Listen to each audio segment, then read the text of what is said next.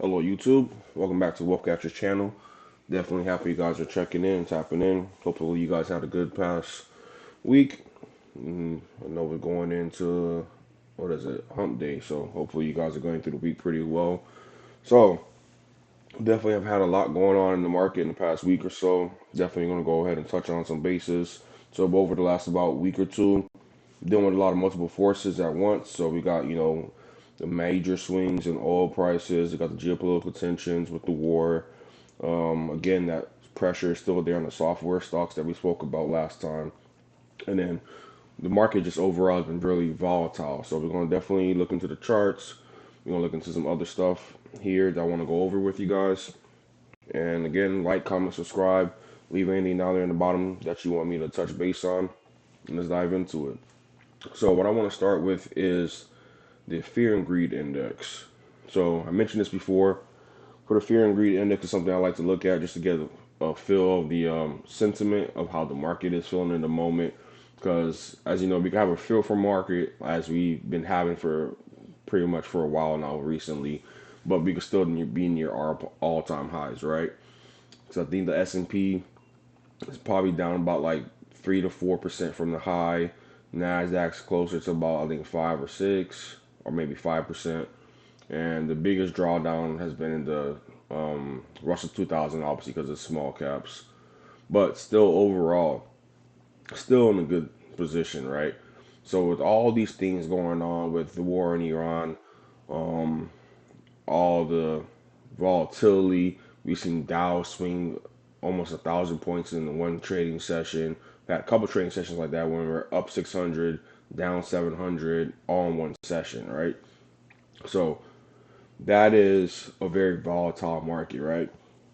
So we have something like this, the fear and greed index you can look into to see how does the market overall feel, right? So yesterday we're at 27, today we're at a 28. So still indicating fear in the market. And remember I said usually when you start getting under 30, especially into those teens, though that's a good indicator, probably start nibbling, start building position. And in some cases it could become like a generational buying opportunity, right? So we're at 28 now. Again, I personally like it to be around here, also a little lower, probably closer to the teens, especially if you get single digits. I think around Trump's tariffs in April of last year, we had I think some single digits. So that it was obviously, if you look back at the chart now, it was a great opportunity I bought, right? So we usually don't rely just on this indicator alone, just something good to look into to see like, okay, I see what is going on there, just to tap into it. And then we go a little further down here, we go to market momentum. I know we talked about this 125-day moving average that they use here, and then the price of the S&P 500. And then we finally seen it over the past 1 or 2 sessions. It's finally broke below it and went under it. Now it's right at it after yesterday's session on the 9th. So usually indicator breaks below that line, supposedly, it's bad news. But again, these are indicators. These are just giving you an idea, right? It's nothing's, no trading mechanism is going to be set in stone 100%. This is what's going to happen. It gives you probability, right? So this is showing extreme fear. Cross that line, right? It's a probability that we could go lower. But again, with everything that's going on, the market is still, again, pretty high and handling it pretty well. You call it a resilient market. You can say it's market manipulation. You can throw all the different terms out to be like, how come it's bad out there, right? The news you hear about the labor market, how growth is slowing in the labor market. We got CPI coming in tomorrow. We're gonna see how inflation is doing. We had forgot what the last headline number was. I don't know if it was PPI, but when that came in, that actually rose. You got the things going on. Excuse me. You got what's going on in Iran with the Strait of Hormuz, which is quote unquote closed, not closed, whatever the case may be. But just that fear alone, ships aren't able to maneuver, or at least the ships that you want to maneuver can't get through there. 20% of the world's oil supply moves through there, right? So that's an inflationary situation in itself because those countries over there can't get oil to produce what they got it to. That raises prices. If we go ahead and buy from those companies or those countries, they're going to sell to us at more inflated prices. We eat the cost as consumers. So all these things in tandem feed into each other, right? So this is how it becomes a domino effect of things knocking over each other one by one by one, and could rapidly build up. And then to speak about the oil, we seen it yesterday spike up to 120, then finally went back down under $100. So seeing that wild swing in there as well, because again, what's going on with Iran and the Strait of Hormuz and all that stuff wildly affected oil prices. If you've been, putting gas in your vehicle, like for me, I seen my prices around here drop easily of I think 30 to 40 cents. Some people are jumped up 50 cents per gallon. So definitely we're feeling that on the consumer side, right? And again, for the war, no one wants to go to war. Obviously, we know these things are, not the best to deal with and all that. So definitely prayers and thoughts to everyone out there that's dealing with this. And we just have to try our best to look at it through. It's sad to say, but the market is the market. And then no matter how you navigate it, someone's going to try to profit off of this, or someone's going to try to figure out a way to make money off of it, right? And that's just the reality of society, and that's just the situation that we're in. But we're going to go over how all these things are affecting the market, and then obviously some things that we can look into where there might be opportunities at within the market, right? So we're going to jump right next into VIX. So VIX is the volatility index. Some people call it the fear gauge as well. So with the VIX today we're at 24.93, and I think yesterday I think we spiked up to about 30ish or 32 for yesterday. But VIX is one of those things where it shows you how volatile the market is. So usually when we have a higher VIX, so like we go back again to April for the tariffs, we spiked up to about 60, and then obviously equities were super depressed, super low, great buying opportunity. So usually when you start having a higher VIX, that's again another indicator. Start looking for opportunities, right? So that's where you get these indicators and you pair them together, right? Whether you're using your moving averages, your RSI, your MACD, look at the VIX, see where that's at, look at the fear and greed, and all these things, put them together, create like your own little basket indicator to be like, okay, so when this is happening, that's happening, that gives me enough confirmation to go ahead. I'm gonna begin my journey looking for stocks, looking for quality names that I want to invest in. I'm beginning building my positions into those, right? So again, use the VIX. Usually when the VIX is around in the teens, so anything below 20, market's pretty smooth, everything's pretty good. But when we start getting past that 20, 30, definitely start paying attention to what's going on. And you should already be prepared to take advantage of situations like that, right? So we have some companies I'm gonna go over. Obviously, we're gonna check out SPY, Nasdaq. I'm gonna leave the Dow Jones and the Russell 2000 alone. They're gonna definitely have to look into the energy sector. Let's look at the ETF XLE. Gonna go revisit software because we've been seeing it rebound, right? Gonna look into a name inside software that I mentioned last time, CrowdStrike. And then I'm gonna round it out with Eli Lilly. So let's go ahead, hop on over there. So then we're at the SPY, and then we can see here, and this is the same across the board for all the indexes. We're at the 100 or below the 100-day moving average. So you see here, last session we dropped below it. Last two sessions, and we worked our way back up to it. So we closed still below it, but that wick touched the top of it. But overall, the sentiment is still a bearish sentiment, right? Because we're not too far away from that 200. That 200 is 657.35. We're not too far away from that. About $20 move. Obviously, that's not going to happen in one session or 2-3 sessions. But again, we're saying we needed a catalyst, or we're looking for a catalyst to move the market from being in this range that we had since the beginning of the year, right? And that catalyst came to us. That catalyst was the war. So, along with some other stuff, but the major catalyst was, again, the war for it, right? So the war started, and then all these indexes started selling off, right? Nothing crazy, which again is another thing to look into as to it should be way worse than it is now, and surprisingly, it isn't. And again, to quell fears, we had, Trump came out yesterday too, saying the war is almost done, almost to a conclusion, right? We don't know what the conclusion is. We don't know what the end is, or how him and the administration has it pictured. But to come out and say that obviously affected the markets. That was a positive sign for the markets because we're spending so much money per day, and obviously, trying to really people are trying to really gauge what's going on, right? For the most part, the market does not like uncertainty, and this war is adding uncertainty, right? Which is why we see some of this selling off here. But look at the RSI at 43. So on that side of leaning towards oversold, but still kind of hanging near that 50. And then we see the MACD to the downside, but the histogram has faded and it's also lowering a bit, right? So those are signs that something may turn around, or it's probably just going to stall out for a bit.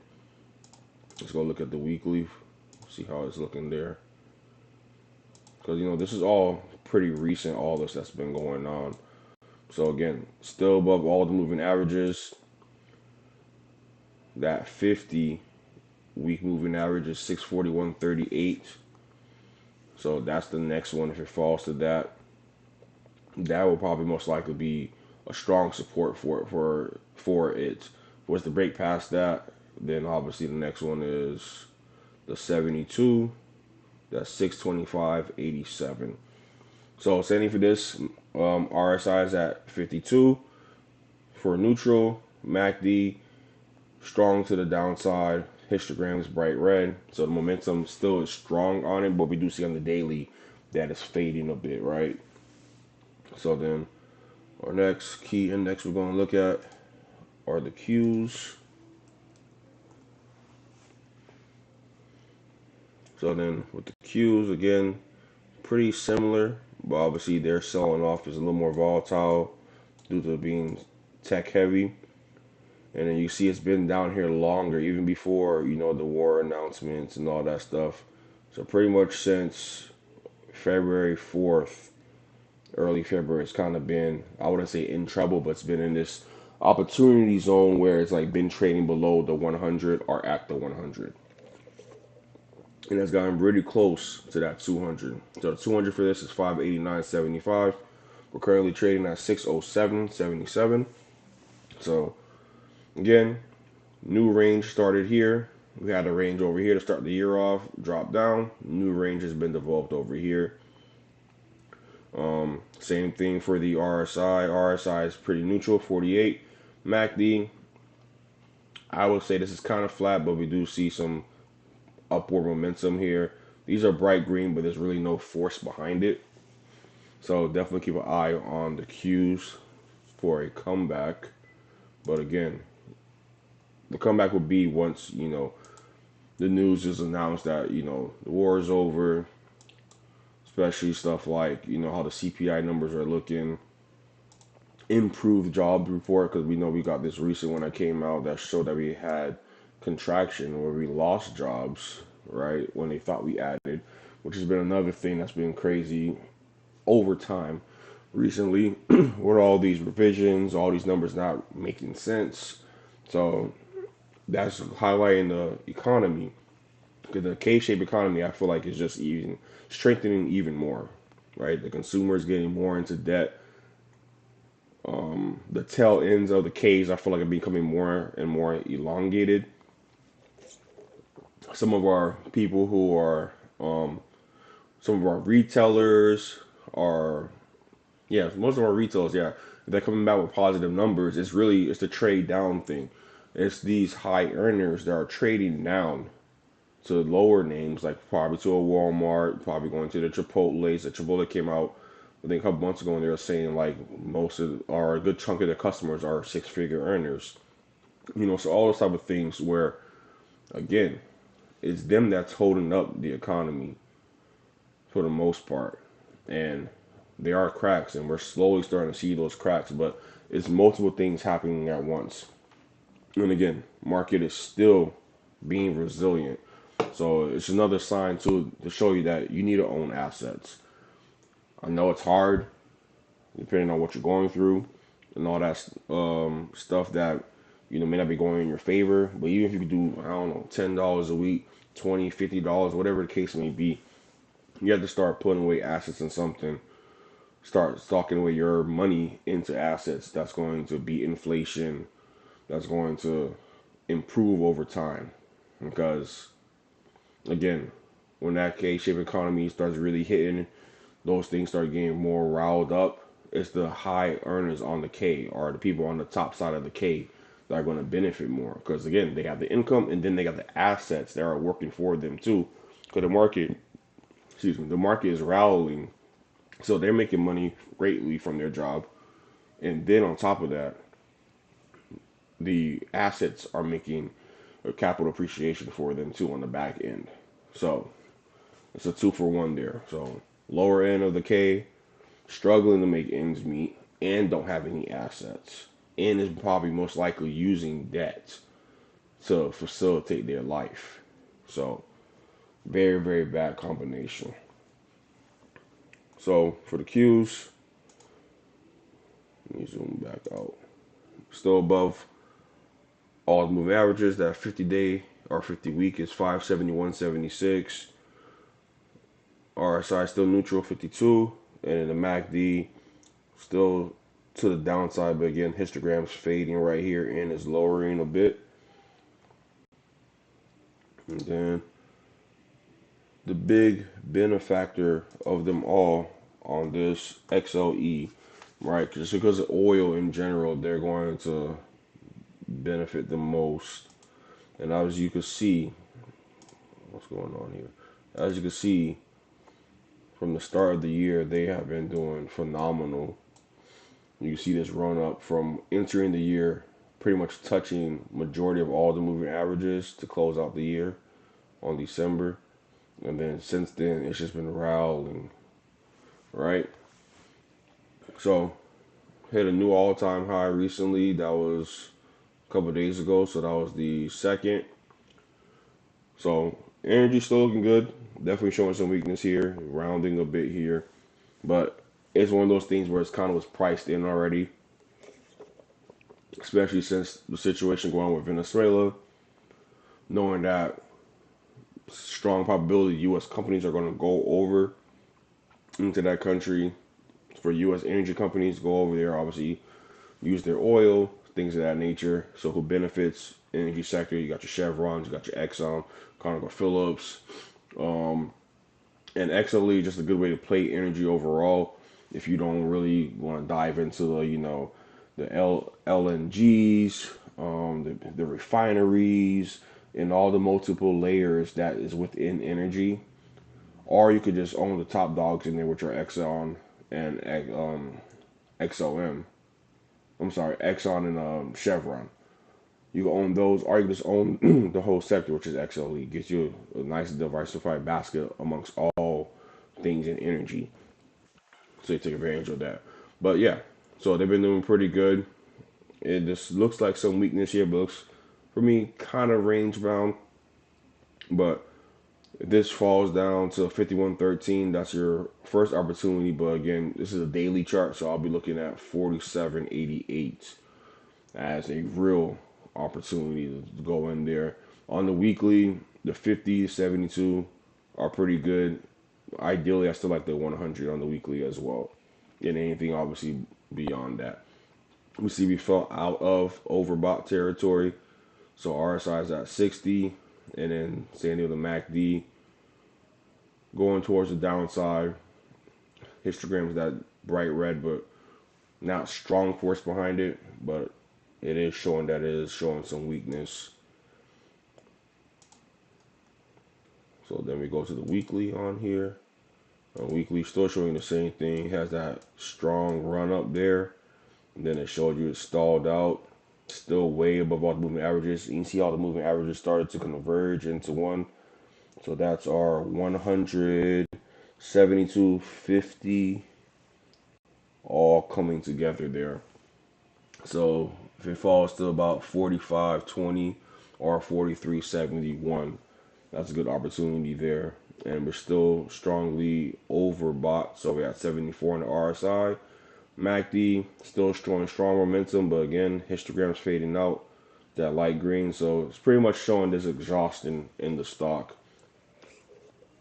more so than saying that it's selling off. Looks like it's probably going to be consolidating, just slowing up. But XLE is definitely something that is one of those names that something good to look into. It's one of those sectors that was hated on for a while, had a great comeback story, especially when you look at how this administration is. They're really pro energy of this sort. They really don't care for clean energy.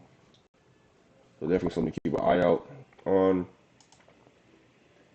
Then I wanted to touch back on software because we know about the whole thing going on with Claude and the was it the apocalypse, whatever they're calling it, on software, how they came up with the Claude work, and everybody was going crazy, and people were selling off their stocks in software names, things like Microsoft, CrowdStrike, all these great Palo Alto, all these great software names being sold out. And then I want to go to this to just highlight where, yes, take your information, your news, whoever you listen to, take all of it with a grain of salt. Still trust yourself to go do the research. Go in there and trust your own intuition, and then go look at the charts. Go read up on it. Go do what you gotta do to make your own informed decision. Because there are opportunities still within there. So even if you were to take this as a trade, or if you took it as a, hey, it's an opportunity for me to build a position, I plan on holding this for 5 years, 10 years. I'm not saying you gotta buy software, but like I said, the names within software that are being decimated or that are being, talked down on are hated because they're just associated with software. So that's a Microsoft. Microsoft is more than just software. CrowdStrike is more than just software, right? So those are two names that are really getting beaten down, a part of this whole narrative where you could have went and got opportunity and taken advantage of that. So we see here we had a great run up here, reach some exhaustion. Let's see what's going to happen with that. But for IGV, we had oversold here, oversold over here, oversold way back here, right? So obviously, this would have been an opportunity here too. But obviously, as time went on, the best opportunity was here. You're not going to time the bottom. If you can, you should definitely not be listening to my video. You should be out there teaching someone else how to do it, and then making tons of money, because no one could really time the bottom, right? That's just why it's so hard. But what you do is you start scaling into it. That's why we have our moving averages, and that's why I use your multiple indicators to show you your opportunities, right? So all this is opportunity here. And then again, this is the daily. You want a better opportunity, you go to the weekly, right? Because it's a stronger indicator of what's going on. But we seen here when we got right around here to the bottom of it, RSI has already broke out of that oversold and it started, on a little rally. Same thing with MACD. MACD, RSI, both were showing the same thing. Both ran up. Now we're both showing there's some stalling out here. So who knows what's going to continue to happen? But obviously, it should be something positive for the stock to continue to go up, because it's going to hit this moving average here, which is 91.82. Stock's currently at 85.65. So now it's below all these moving averages. Each moving average is going to be a form of resistance for it, right? So it just goes again to say, like, it's a hated name, especially hated names, all right? Go look into it, see why is it hated. What is it? This is a fundamental thing that's changed. Are these software companies going to be sold overnight, right? In terms of like the service nows, again, Microsoft, Salesforce, are these companies gutting their whole entire infrastructure that they spent millions on, right? Are they gutting everything and you're just going commando? until something better comes along. No, there it's just something that has, how can I say, has entered the minds of many people to be like, oh damn, y'all gotta reprice, y'all gotta figure out a different way to obtain your customers or to retain your customers, right? Because this per seat model isn't going to work anymore. That's what the fear is. The fear is the repricing fear. And then obviously the people who are best suited for it are going to pan out. Again, that's when this is about AI. I would go use my AI tool, put my little prompt in there, be like, hey, this is what's going on. Who is best suited to deal with a situation like this in terms of, you can be straight up with it. Claude came out with Claude work. All these stocks sold off. Every sector is afraid. What company or companies are best suited to deal with this situation and could be fine over the next 5 to 10 years, still being a formidable force in the space, right? Probably gonna spit out to you, Microsoft's probably gonna spit out to you, CrowdStrike. So do that, and then you can go find those individual names, right? Because software is not gonna die overnight. It's not going to. It's too big to, and it's too, excuse me, too integrated into everything for that to happen. So it's just a fear. Fear gave you the opportunity to take advantage of it. Let's go look at it on the weekly.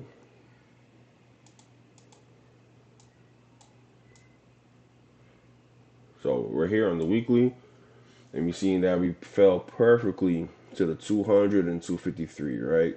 Fell there for a couple sessions, bounced off, and now it's creating a new little home over here. Still with inside this candle, most likely it's going to be inside this candle. Then it's going to have to move up, obviously, into the next candle. So this candle right here, the high of it is 88.58. Breaks that, it's going to start discovering up here to the next candle, 91.36. And then obviously its resistance is going to be up here, 97.40. And then obviously you see this well right here of oversold. That was right here. And then we got our MACD strong to the downside. So then that's the software names right there. And then within software, we're gonna go look into CrowdStrike.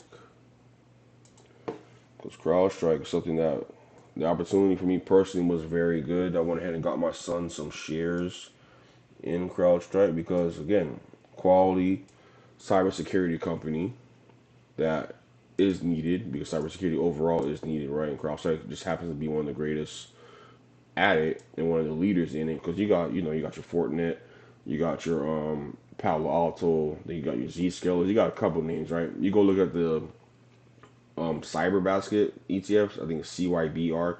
You go look into that ETF and see all the names that's in there, and obviously do your due diligence. Again, not a financial advisor. This is for educational purposes, but again, you do that. I believe looking into ETFs, cracking them open, seeing what's inside, see what opportunities are, right? So we saw with CrowdStrike that we fell below this 400. That was the opportunity right there, 400. But for some reason, you didn't want to take advantage of it. And again, you think you could time the bottom, you could have got it down here. But again, 400 wouldn't have been bad, right? Got down here to the bottom. There's another opportunity here with no moving averages. You could have just used the RSI and again use the MACD to tell you, okay, this seems like a good opportunity here. But again, at that point, you wouldn't have known this is going to continue to go lower. Same thing when you bought over here.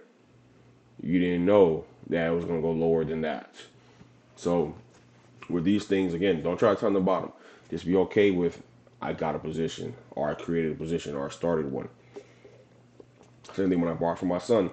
I bought it as, this is a great opportunity to buy it. If it goes lower, cool. But name was about 30% sold off, 30% plus. Come on, that's a great discount. You gotta go ahead and take advantage of that. Again, if it's a quality name, quality company, and fundamentally nothing has changed with it, right? The story didn't change. So RSI is currently at 57. We've seen here, bottomed out, then been on a great run since. Blew past the 400 resistance, then it's right here at the 50-day. But obviously we got above it, closed above it. Next is going to be the 72, which is 452.72. Then we got the 200, then we got the 100, and then we get on top of this, zoom out, we're going to be back up into this zone again. So slowly going into how we were looking back in December, November area. And then again, way back here, the high was 566.90. So it looks like it's on a good trajectory, right? Same thing, RSI shooting up, MACD shooting up and strong. So we're on that trajectory to end up somewhere around here, right? Again, not going to happen overnight. It's not going to happen in one session. Eventually, most likely, it's going to hit some point of exhaustion, especially when this RSI, if it hits that 70 plus, it's going to become exhausted, right? It's going to have to slow down, flatten out. But it's looking very good for CrowdStrike. So then we'll look at the weekly on it. Again, a name that got hated for no reason, right? Just because some fears. That's what you want. You want those type of things to give you opportunity. Same thing on the weekly. 100, very strong opportunity here when you have that 100 week moving average. If a name falls to that, that's a good indicator. Go ahead and start building position. Because, yeah, you love these here too for greater prices, the 200, 253. But if it doesn't fall there, obviously use your 100. That's my key one is 100. Then if it continues to fall, again, that's why you buy in tranches. You buy your first little bit at a price point or a moving average. Then you wait for the next. Same thing, 10% off, I buy this amount. 20% off, I buy this amount. So that's how to navigate that. So got off of there, that 100. Now we're currently at 72, which is 429.59. So we're still trading above that 436.33. And MACD's not MACD, RSI is approaching neutral. It's at 47, and then we see how this had a sharp stop and is beginning to curl up for the MACD, and then we have the histogram fading out. So eventually, this is going to cross over as long as we keep that momentum going on it. This is eventually going to cross over, and then when this crosses over, it's even more strong bullish momentum for the stock because again, this is on a weekly time frame. So again, very, very good for CrowdStrike right there. And then we're going to wrap it up with Eli Lilly. I just want to look at Eli Lilly because, yeah, we saw the news come out with hims and hers. And Novo Nordisk, I guess, back in bed again with each other. They got approved to do the whole compounded GLP-1s, whatever the mess is. I feel like their whole relationship is a mess. Like, they had beef, then on together again. I just look at it as like, that's what you want. You want these companies trying to team up together to go against a behemoth, which is Eli Lilly, right? And again, Eli Lilly is more than GLP-1. Obviously, that's what's in the news. That's what's getting a lot of attention, right? But this caught my attention because one, the news was doing all that, talking about hims and hers and Novo Nordisk. But also, I was looking at the chart, I was like surprised to see that. Is that a opportunity, right? So, it fell to the 100 daily moving average. So that's what the 100 is 1,007.62. So $1,007.62. Obviously, we're at $1,001.35. That's an opportunity where to nibble, right? Go ahead, put a couple dollars in there, And again, you don't have to buy a whole share. You can buy fractional shares, all those type of things. A lot of platforms nowadays use that and offer that to their clients. But yeah, just to see that name again, we hit an all-time high to start the year off here, $1,133.95. So Eli Lilly, quality name, quality company. RSI is at 45. MACD pretty flat here, showing that this drop that it had was pretty much stalled out. It looks like. Then we're gonna look at the weekly. Weekly is obviously where you want to have your better opportunity. That still has a ways to go. If you were to get a weekly opportunity and look for my 100, that's 856.64 for the weekly. So Eli Lilly is another great name. I started positioning there for my son, I think around $700. So another great name to get into. RSI is at 53, and then MACD is showing that downward momentum, pretty bright red on the histogram, but not, see how these bars are much taller over here. It's not as strong on it. So again, definitely wait to see how that plays out. Next catalyst for Eli Lilly will be this earnings report. That's April 30th to see what they come out and say. But overall, it's looking on a daily chart opportunity to go ahead and start building position. But weekly, definitely have some patience and wait for it. You can see overall, it's pretty range bound right here. So again, that was just the market checkup on overall and also some names I was interested in. And again, back to what I was saying, the whole think for yourself, right? So the headline news, all this drama and all these things that's going around, don't let it knock you, off your pivot. What you got to do, trust your system, whatever the system is for you, right? I have my own system. A lot of people have their own things. If it's something like I said, my cousin, she just buys first of the month, asks her mobile, her Google, give me a random number, 1 through 5, whatever number it gives her. She goes buys that position that's in her portfolio. Number 5 is Google. She's gonna go buy Google with the money she saved up for the month prior. Some people have a system like me. I have the 10% off, 20% off, moving averages, and some indicators I like to use to go ahead and I put price alerts. And if I have, dry powder, capital in my son's account, and that's how I navigate. And I look at some people just strictly focus on, 401k. Every time they get a raise, they bring it up by 1%. Everyone has their strategy of how they want to navigate the market, how they want to acquire assets, right? You just have to figure out yours. And again, don't second guess yourself or question yourself or make yourself feel like you don't know what you're doing, right? So again, thank you guys for stopping by. If you have any comments, leave them down below. So like, comment, share, and definitely subscribe. I'm going to have the website down in the bottom, thewealthcatchers.com. The watch list is out for this month. It came out, I think, on the 2nd or the 3rd. And it's going to have just strictly just the prices. I didn't write any of the whole where RSI is at and what the chart looks like in terms of like there's another bar here, waiting for this price over here. So really no commentary in there. It's just strictly prices. And yeah, definitely go out there and check it out. I'm gonna leave a link down there below for the specifically to the watch list. Again, if you want to send me an email, thewealthcatcher@yahoo.com. I do appreciate you guys. Y'all have a great day. Thank you.